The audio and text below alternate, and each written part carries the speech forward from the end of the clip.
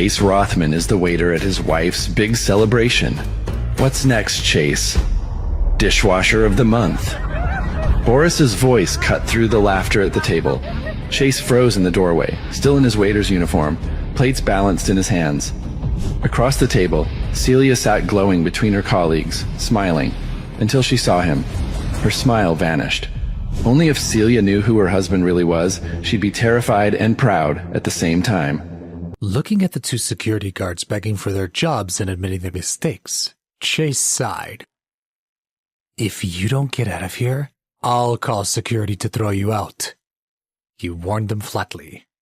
When they heard this, it shattered the last sliver of hope in their hearts.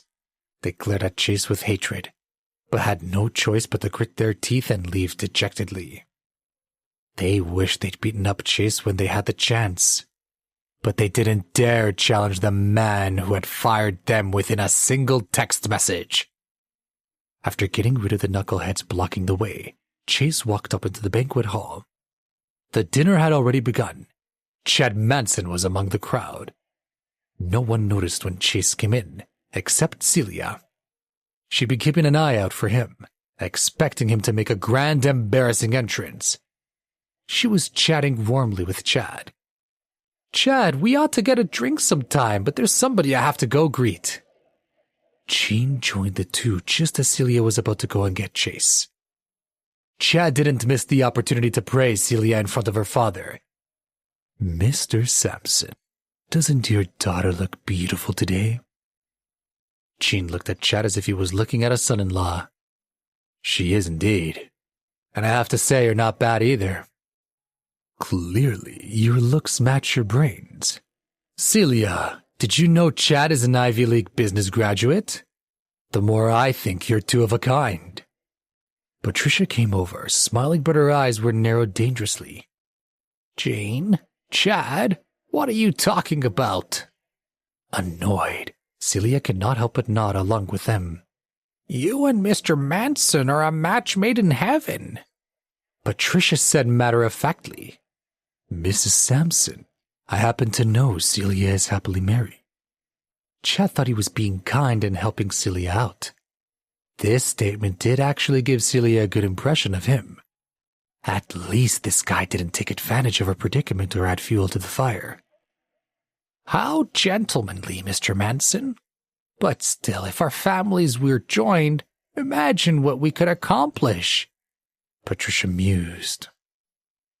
"Well, I really do like Celia. It's too bad I didn't make a move when I had the chance. I promise you that if Celia had been willing to follow me, I would have made her the happiest woman in the world." It was loud enough for everyone to hear, including Chase, who was walking toward them. He was shocked. Chad, a supposed gentleman, had just declared his love in front of everyone. "Hey, that's my wife you're hitting on." Chase's unfriendly voice rang out. He walked to Celia's side to show his loyalty in front of everyone. "Back the hell off, Chad. I'm her husband." Patricia helped Chad fight back. "If Celia divorced you, Chase, you would have nothing." Chase suppressed the anger in his heart and spoke evenly. "Mr. and Mrs. Sampson, I respect you both as Celia's parents. That's why I came today. I'm here to congratulate you on your 25th anniversary. Can't I at least do that without somebody talking down to me?" When Celia heard that, she grabbed Chase's arm.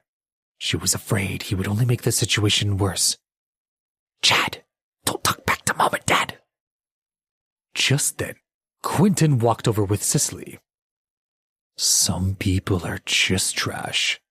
You talk down to trash, no one can help it." When everyone present heard this, they couldn't help but burst out in laughter. Everyone stared at Chase with ridicule. Celia was furious. Could Chase go 5 minutes without creating a scene? As Quinton approached, he handed Jean a delicate wooden box. "This is a gift that I specifically picked out for my future family. I suppose it will also broaden the horizons of certain other in-laws and show him the disparity between us." Jean opened the gift box in front of everyone. Inside the box was a palm-sized square nameplate made of pure gold. Jean and Patricia Sampson was engraved on the nameplate, and a message was within it to congratulate them on their 25th anniversary. In an instant, the entire hall broke into an uproar, all of them amazed at Quinton Braun's extravagant choice.